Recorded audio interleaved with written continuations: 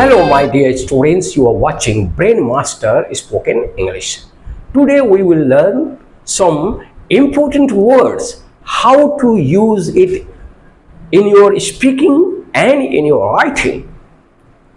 These words I have taken from Ramon's Wife, written by Bankim Chandra Chattopadhyay, chapter 3 or 4. First line, I am now reading and explain the words and its meaning. It is the way to consume the word. Okay, thanks. Now, it is a notorious fact that many eminent Zamindars family owe their rise to some ignoble origin. Here, look at this sentence. आप इस sentence को देखिए. It is a notorious fact. Fact notorious कैसे के होगा? Fact notorious का मतलब होता है कुख्यात. नोटोरियस का मतलब होता है कुख्यात, यानी कि वो आदमी जो इनफेमस हो, वो नोटोरियस गैंगस्टर हम लोग कहते हैं. बहुत ही बदनाम गैंगस्टर, बहुत आदमी जानते हैं उसको. ये फेमस नहीं कहला सकता, इसीलिए नोटोरियस फैक्ट, ये फैक्ट जो है बहुत ही बदनाम फैक्ट है. दैट मेनी इमिनेंट जमींदार, इमिनेंट जमींदार फैमिलीज, जमींदार फैमिली. इमिनेंट का मतलब होता है, यहां देखिए इमिनेंट, इमिनेंट का मतलब होता है मशहूर, फेमस भी कह सकते हैं. और समटाइम इससे हम लोग अक्सर ये कहते हैं is eminent writer, poet. Again, owe their zamindar family owe their rise to some. यहाँ पर ओ का मतलब था give, dedicate. their rise to some ignoble origin. ignoble origin, it's the very good word. ignoble origin, of a humble origin और social status, थोड़ा नीचे status के आदमी, उसको कहते हैं ignoble ओरिजिन. आप ये वर्ड समझ में आ गया? पहला हुआ नोटोरियस फैक्ट भी होता है, नोटोरियस गैंगस्टर भी होता है, और दूसरा वो जो वर्ड है इमिनेंट, इमिनेंट पर्सनैलिटी भी होता है, इमिनेंट पर्सन भी होता है, इमिनेंट राइटर भी होता है. Next, I am going to a good sentence. यहां पर एक आदमी का नाम ले रहा हूं जो उसमें कैरेक्टर है. Ghosh lived as a menial servant. Menial servant हम लोग जानते हैं, मेड सर्वेंट एक काम करने वाली औरत, मेड सर्वेंट. खाली सर्वेंट जानते हैं, काम करने वाला. स्लेव जानते हैं, वो उसको कहते हैं गुलाम. नाउ यहां पर मिनी सर्वेंट, मिनल सर्वेंट का मतलब था डोमेस्टिक सर्वेंट, जो घरेलू कामकाज करता रहता है, हाक डाक सुनता रहता है, उसको कहते हैं मिनियल सर्वेंट.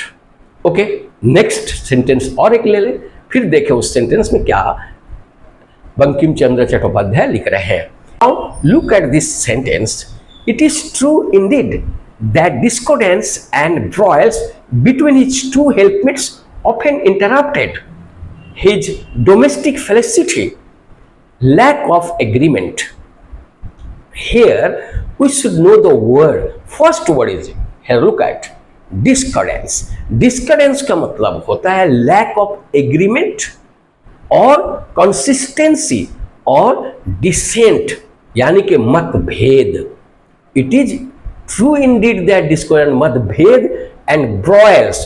broils का मतलब क्या है? broils का मतलब है कि dispute, controversy, squabble और डिस्कॉर्ड, झगड़ा. Broils between his two helpmates often interrupted.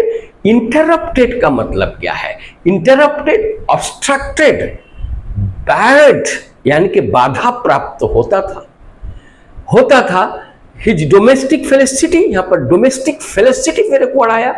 Domestic felicity का मतलब होता है, बहुत ही अच्छा वर्ड है, फेलिसिटी. फेलिसिटी का मतलब होता है इकेस्टेसी, जोवियलिटी, गिली, जॉय, माथ, यानी कि आनंद, प्रफुल्लता. अब ये वर्ड समझ में आ गया कि लगातार खुशी, डिलाइट, इसको कहते हैं felicity. Very good. Next word, here is the next sentence. He very prudently made no display of his wealth. He very prudently made no display of his wealth. Here, prudently means wisely, sensibly, judiciously. बहुत ही चालाकी से, बहुत ही होशियारी से, यानी कि sensibly, बहुत सोच समझ के, जुडिशियसली, ये वर्ड को आप कहीं भी इस्तेमाल कर सकते हैं। इसका पूरा ही माने होता है ही वेरी प्रूडेंटली का मतलब होता है wisely, made no display of his wealth, वो अपने दौलत को दिखावा नहीं करता था। नेक्स्ट सेंटेंस देखिए, on his demise he left a splendid patrimony. यहां पर सेंटेंस देखिए, on his demise का मतलब होता है डेथ, पासिंग अवे, उसके मौत के बाद में और उसके मौत के उपरांत, on his demise, उसके मौत पर, he left a splendid patrimony, उसने छोड़कर गया। स्प्लेंडिड, बहुत ज्यादा, यहां पर बहुत ज्यादा, इमेंस, बहुत ज्यादा।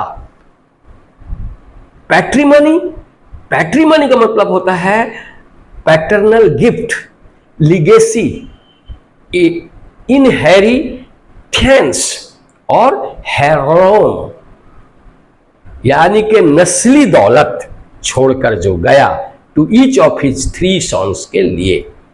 यहां पर आपको याद रखना है डिमाइज और स्प्लेंडिड पैट्रिमोनीज, ये 2 वर्ड जो है आपके लिए बहुत ही कारगर है। सो दैट मैं उम्मीद करता हूं ये वर्ड आपको बहुत ही ज्यादा पसंद आए होंगे और आप इन वर्ड को you try to use in your speaking और इन योर राइटिंग। यहां पर मिनिमम 10 वर्ड को मैंने डिस्कस किया है, विथ बरोड सेंस में डिस्कस किया है। आप इसको इस्तेमाल कर सकते हैं। और जो वर्ड देखे थे ओ, और एक बार कह देता हूं कि ओ का मतलब गिव भी होता है, देना। अगर हम ऐसा कहेंगे कि यू ओ मी समथिंग, आप मुझे कुछ दिए थे, याद है? अच्छा, ओड मी दिए थे, ओ मी दीजिए, यू ओ मी समथिंग, आप मुझे दीजिए। ओ का मन कहता है देना भी होता है। Okay, thanks a lot. अभी तक आप अगर सब्सक्राइब नहीं किए हैं कर लीजिए, क्योंकि इसमें आप कभी वो हु हल्लड़ बात नहीं सुनिएगा, because I am going through the text, whatever I got from this text, the words I am explaining before you. Thanks a lot.